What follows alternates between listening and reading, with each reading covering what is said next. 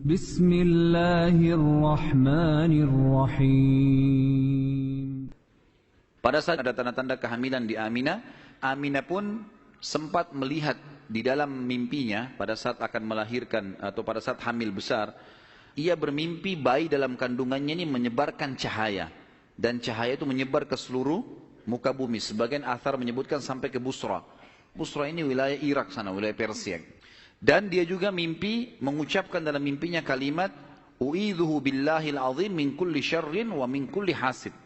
Artinya, aku berlindung kepada Allah yang Maha Agung untuk bayi ini dari semua keburukan dan iri dengki orang lain. Berjalanlah hamil tersebut pada saat berumur beberapa bulan. Ada sebagian ahli sejarah menyebutkan sekitar 6 bulan hamilnya Aminah. Maka meninggallah Abdullah. Maka Nabi SAW jadi yatim sebelum lahir. Nabi SAW lahir yang paling banyak dinukil oleh para ahli sejarah 12 Rabiul Awal. Di tahun gajah kejadian Ashabul Fil, dan tepatnya 50 hari setelah kejadian gajah itu. Disitulah lahir Nabi sallallahu alaihi wasallam. Ada yang perlu kita sebutkan teman-teman sekalian, walaupun sebenarnya menyebutkan ini bukan berarti Nabi sallallahu alaihi wasallam membutuhkannya, tidak sama sekali. Nabi SAW jauh lebih mulia daripada tanda-tanda ini. Tapi pada saat beliau lahir, ternukillah di Mekah, di Madinah, beberapa kejadian yang memang ahli sejarah angkat. Yang pertama, terlihatnya bintang Ahmad. Apa itu bintang Ahmad?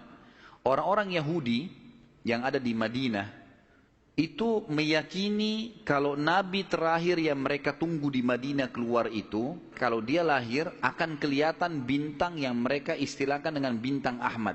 Dan mereka mengukir-ngukir bintang itu sesuai dengan keterangan dari Taurat. Seperti itulah pemahamannya pada saat itu.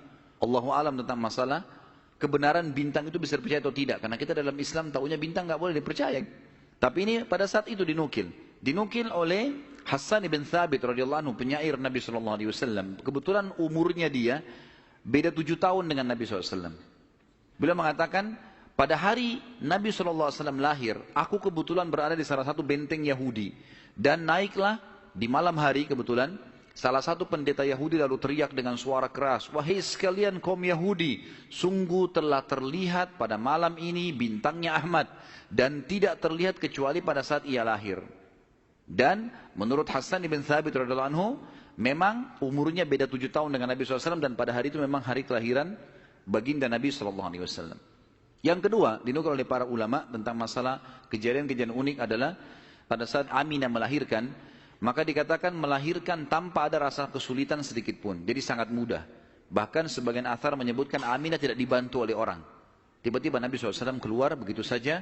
Dan yang ketiga, pada saat lahir, maka Nabi SAW dalam kondisi mengangkat kepalanya ke langit. Seakan-akan orang yang sedang berdoa. Yang keempat, Nabi SAW lahir dalam kondisi sudah terkhitan. Yang kelima, Nabi SAW lahir juga tanpa terbebani lagi dengan sisa tali pusar. Udah nggak ada. Sampai poin di sini, Aminah melahirkan dengan sangat mudah. Nabi SAW seperti berdoa ke langit, kemudian terkhitan, kemudian tali pusarnya sudah terlepas. Maka Abdul Muttalib, kakeknya, bangga sekali datang. Sangat senang pada saat itu. Dia berkata, sungguh pada cucuku atau anakku ini ada perkara besar. Lalu Abdul Muttalib pun membawa bayi Nabi SAW ke Ka'bah saat baru lahir, dan ia yang memberi nama Muhammad. Baik, ada sedikit rahasia masalah nama Muhammad ini. Perlu teman-teman tahu, nama Muhammad sebelum Nabi Muhammad SAW tidak dikenal oleh orang-orang Arab. Gak ada satupun orang Arab bernama Muhammad pada saat itu, belum ada. Terus dari mana nama ini? Ada kisahnya. Jauh sebelum lahir Nabi SAW, Abdul Muttalib pernah jalan-jalan ke negeri Syam bersama dengan 3 orang sahabatnya. Yang pertama Sulaiman bin Mujazi', salah satu kepala suku di Mekah. Yang kedua Hulayla bin Hajij. Dan yang ketiga Himran bin Rabi'ah. 3 orang ini bersama Abdul Muttalib, 4 orang ini pergi ke negeri Syam. Pas tiba di negeri Syam, ada salah satu pendeta Nasrani menemui mereka lalu berkata, kalian dari mana? Kata Abdul Muttalib, dari Jazirah Arab. Dari mana? Tepatnya dari kota Mekah. Kata pendeta itu, dari kota kalian nanti akan keluar Nabi terakhir. Dan Nabi terakhir itu bernama Muhammad. Kata Abdul Muttalib, dari mana engkau tahu itu semua? Dia bilang, dari kitab kami. Dalam Injil disebutkan. Namanya Muhammad. Maka Keempat orang ini bertekad pada saat itu, kalau mereka dikaruniai anak setelah itu atau cucu, Muhammad. Dan dari 4 orang ini, pada saat balik ke Mekah, orang yang pertama mendapatkan cucu, laki-laki adalah Abdul Muttalib. Itulah Nabi Muhammad SAW. Maka dia pun mengangkat bayi Nabi SAW, lalu keliling di dekat Ka'bah, lalu mengatakan, anak ini memiliki perkara yang besar. Aku memberikan nama Muhammad. Aku memberikan nama Muhammad. Terus dia mengucapkan kalimat itu. Kemudian selanjutnya teman-teman sekalian, yang keenam adalah goncangnya istana Kisra di Persia. Dan rubuhnya 14 teras istananya. Jadi ada teras-terasnya istana itu rubuh semua tanpa sebab. Pada saat melihat kejadian tersebut, Kisra sempat khawatir. Lalu dia bertanya kepada para peramal-peramalnya lah, dukun-dukunnya segala. Maka mereka pun menjawab, goncangnya istana disebabkan karena hari ini lahir seseorang nabi, dan runtuhnya 14 teras ini menandakan terdapat 14 raja Persia, tinggal 14 orang saja. Selebihnya sudah runtuh kerajaan ini. Maka sempat Kisra bilang, 14 raja masih lama. Kalau satu raja punya 100 tahun umurnya, berarti 1400 tahun.